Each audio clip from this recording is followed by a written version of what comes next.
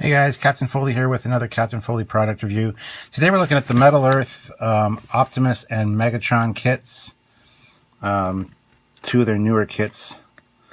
They also have a Soundwave and a Bumblebee for the Transformers, but I haven't got those yet. So I've already assembled these, and I'm glad I did Optimus Prime first, as he's the much better designed and better constructed out of the two. You can see him here. Really great design. Check out the back of the packaging. Really cool shot of Optimus, and then the instructions there. Then there's Megatron, and did him second, of course, and also some great artwork. But here they are here in all of their glory. They turned out pretty well. These newer Metal Earth kits are better designed and easier to construct, I find, than the older style one. I recently did a Star Trek TOS Connie, or the Enterprise, and it was atrocious, both design and the build of it. So let's just show you Optimus to start. There he is. Like I said, came together beautifully, looks amazing. The way that the light glints off of all these shiny surfaces is phenomenal. Not too many building problems with him. One of the things I suggest for these Metal Earth kits, it says no glue or solder required, but a lot of the tabs, they say to twist them 90 degrees instead of folding them down. I generally fold all the tabs down, and ones that are a little loose, or you want to keep tight for a long time, I just put a little dab of not crazy glue, but like CA glue, which is a very strong glue. I put that on there to really hold those tabs in place so that down the road they're not going to cause you any problems. So other than that, Optimus turned out fairly well. There are one or two little parts where a joint would snap because it got bent once or twice too often when I was constructing him. And once again, those seams are easily fixed with just a little line of crazy glue, and you set it in place in it, and there you go. The hardest part on these, this one obviously, was the circles, so to get the smokestacks and his gun perfectly round. The best thing to do is I use toothpicks for rolling the smokestacks around the toothpick, and also paintbrushes and a hobby knife for the gun to get the round barrel.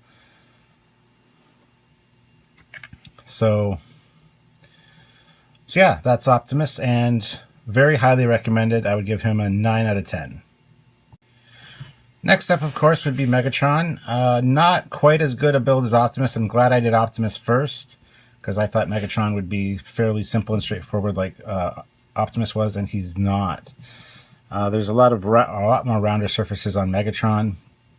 Of course, you got the gun barrel, you've got his legs there, which are kind of curved pieces, which are hard to get that curve right. Once again, just using either doweling or the handle of your X-Acto knife or a paintbrush, pencil, anything like that can get those round looks you're looking for. Megatron was very poorly designed as far as I was concerned. A lot of issues, especially with the instructions not being accurate as to what the model is supposed to look like. This piece on the back, right in here, does not fit well at all, and there's no real guide as to how it's supposed to go on. You look at the 360 version online, and they kind of have it sitting differently than I do, but I made it look a little bit better. Also, the original design for this has both his arms sticking straight out, which looks rather silly. I modified that to have his one arm straight down, which I thought would be fairly straightforward.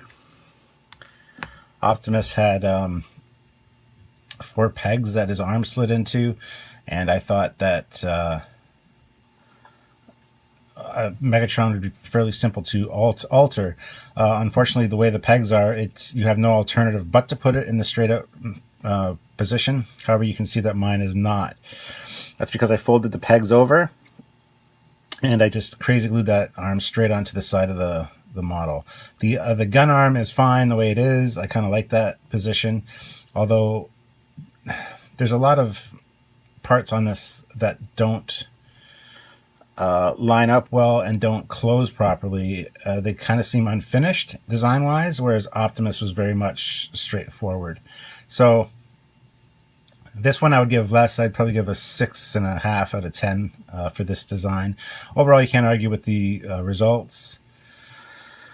Megatron has more of a muted and matte finish than Optimus does, who's rather shiny. One of the things that I didn't like about Megatron was in the instructions, they said his gun, if you see here, it's got a texturing on it, like a ribbing.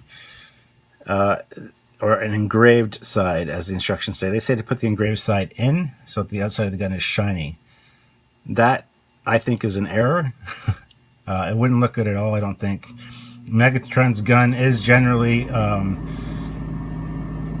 etched like that, so, I mean, that worked out fine, and I think that looks good the way it is, so. Anyway, there you have it. That's Megatron, guys. Okay, here they are back to back. Looks like they're ready for a duel. Overall, great kits. Not too disappointed with either one of them, to be honest. Like I said, I'm glad I did Optimus first, because if I would have done Megatron, I would have probably not built anymore. And each time I do one of these Metal Earth kits, I say it's going to be my last, because they are frustrating at times.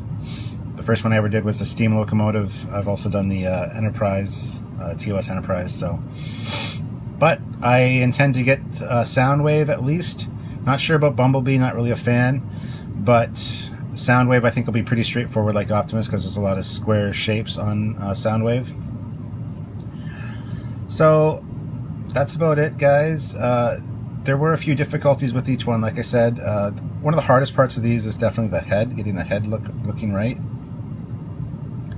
A little bit of patience and modifications, and you can definitely get these looking the way you want them for sure. So don't be discouraged if you ever get one of these kits and it's kind of difficult. Just take your time and make sure you look at the directions 1 or 2 steps ahead, just to make sure you got everything right, and then go ahead and build and have fun. And if you need to do some modifications, it's always a possibility.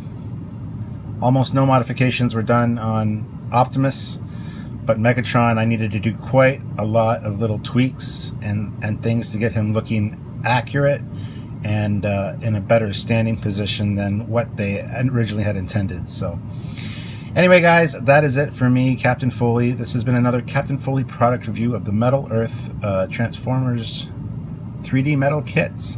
So hopefully you guys enjoyed it. If I get any more, if I get Soundwave, I will be doing a review on him as well. I'm also going to be doing a review on my Metal Earth Enterprise, so stay tuned for that. And I will see you all very soon. Until next time, guys, this is Captain Foley signing off. Bye-bye.